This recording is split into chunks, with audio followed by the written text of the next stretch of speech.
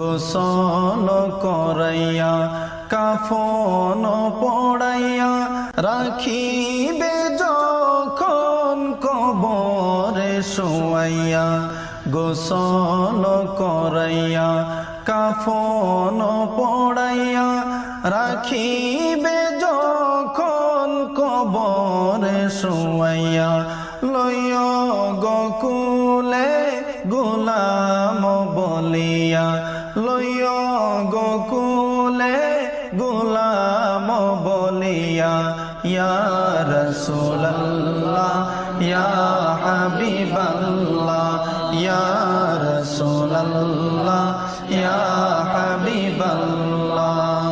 অন্ধ